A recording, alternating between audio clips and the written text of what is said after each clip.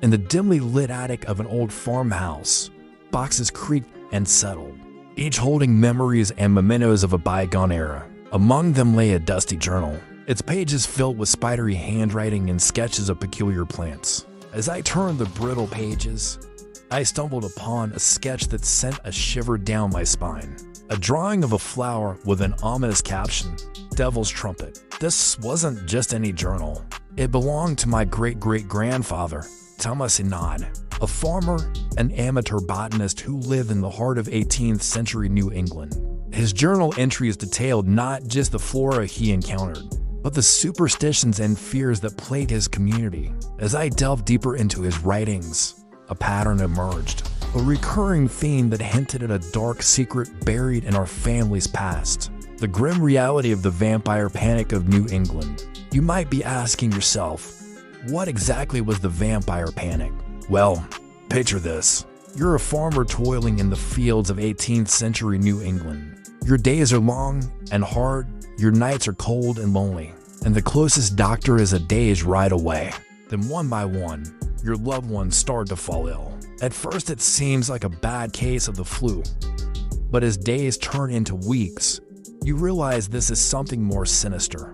Their skin grows pale, their coughs become bloody, and they waste away before your very eyes. You watch helplessly as your family succumbs to what you can only describe as a horrifying wasting disease. Now imagine that after burying your loved ones, you begin to suspect that they're not really dead, that something sinister is keeping them from finding peace. Fearful whispers start to circulate in your community, and soon everyone is talking about vampires. And it wasn't just an idle fear. This was a mass panic that gripped several New England communities, primarily in Rhode Island, Vermont, and Connecticut. But it's important to note that this wasn't happening in some remote village untouched by civilization.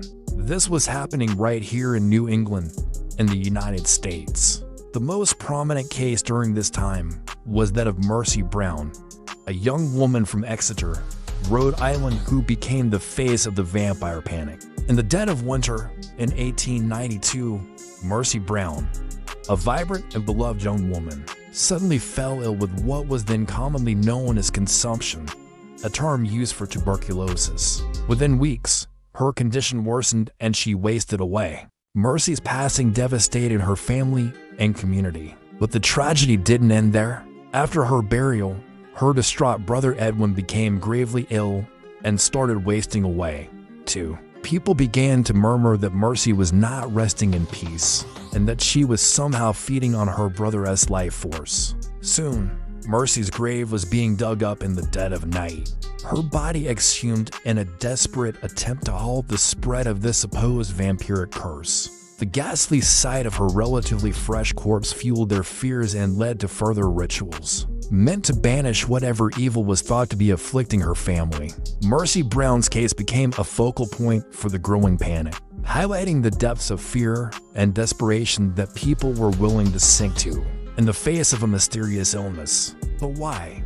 Why would educated, seemingly sensible people engage in such drastic measures? The answer lies in the context of the time. During the late 19th and early 20th centuries, medical science was still in its infancy. Germs and bacteria were not yet understood, leaving people vulnerable to diseases like tuberculosis, which claimed millions of lives. There was no effective treatment, no cure. And when faced with such terrifying uncertainty, people turned to what they knew, their beliefs and traditions. For many, this meant religion. In their eyes, any misfortune, any illness, any death could be attributed to the devil or his minions. And it wasn't just religious fervor that drove these beliefs. Superstition, folklore, and fear played a significant role as well. The idea of vampires, while prevalent in Eastern European folklore, had not yet found a strong foothold in America. However, the outbreak of tuberculosis and the lack of medical understanding created a fertile ground for such beliefs to take root. Fearful whispers turned into panicked shouts, and soon entire communities were convinced that they were dealing with a real-life vampire crisis. One of the most unsettling aspects of the vampire panic was the lengths to which people went to stop the spread of these supposed vampires. Graves were dug up, bodies exhumed and subjected to bizarre rituals. Sometimes the hearts were cut out and burned, other times the bodies were decapitated or mutilated. It sounds gruesome, but these actions were driven by terror and a desperate need for control. People believed that by removing the source of the supposed curse, they could save their loved ones and prevent the spread of the disease. And who can blame them? Faced with the helplessness that comes with a disease that seems to defy all logic, all understanding, anyone might grasp at such desperate measures. Now, you might be wondering, was there any truth to these fears? Were there actually vampires stalking the night? Well, the answer is a resounding probably not. The signs that people attributed to vampires, things like blood in the sputum, pale skin, and a bloated appearance, are all consistent with the symptoms of tuberculosis. But let's be clear, this was not tuberculosis of vampires. This was tuberculosis that looked like vampires to people who were desperately searching for answers in a world that seemed determined to keep them in the dark. So what was the real cause of these horrors? Simple: fear. Fear of the unknown, fear of losing those close to us, and fear of a world that seemed to have more questions than answers. The vampire panic of New England was a tragic chapter in history, a testament to the power of fear and superstition in the darkest corners of our past. It's a reminder of how far we've come in terms of scientific understanding, but also of how fragile our grasp on rationality can be when confronted with the mysteries of life and death. After uncovering this dark chapter in our family's history, I couldn't help but wonder what my ancestor, Thomas Anand, had witnessed. What stories did he hear? What fears did he observe? Had he, too, fallen prey to the whispers of the vampire panic? As I continued poring over his journal, I noticed something else: a series of pressed flowers, including a small bouquet of devil's trumpets, the plant whose name alone sounded like a warning. Each leaf seemed to stare back at me, silently screaming tales of a community held captive by fear. My research into our family history had uncovered more than just stories of a bygone era. It had opened a window into a world where science and superstition collided, where the line between sanity and fear was frighteningly thin.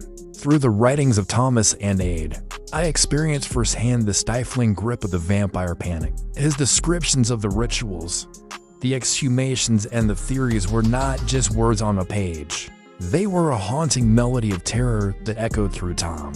The sketches, the pressed flowers, all bore silent witness to a period when the veil between our world and the realm of nightmares seemed to have thinned. It was a journey that challenged my understanding of human behavior, of how fear can distort reality and drive people to do the unthinkable. Imagine, if you can, a simple farming community going about its daily life, raising crops, tending to livestock, praying for good fortune. Suddenly, a storm brews on the horizon, not of wind and rain, but of sickness and despair. A neighbor falls ill, then another, and soon the community is in chaos. Fear, like a weed, begins to sprout in the cracks of their lives. Whispers slither through the fields, taking root in the minds of the people. Before they know it, they're consumed by the belief that their loved ones are returning from the grave to torment them. This wasn't a figment of their imagination. It was a nightmare woven into their reality. The impact of this panic was profound. Lives were disrupted, families torn apart, and trust in one another eroded. It was a stark reminder of how tenuous our grip on rationality can be in the face of overwhelming fear. The legacy of the vampire panic lives on, not just in history books, but in the shadows of our collective memory. It serves as a cautionary tale, a reminder of the darkness that can lurk in the corners of our minds when reason takes its leave.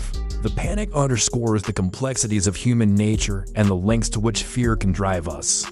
It's a testament to the resilience of the human spirit, but also to the destructive power of unfounded beliefs. In the quiet moments, as I reflect on my findings, I can't help but wonder the strength it must have taken for those who resisted the panic.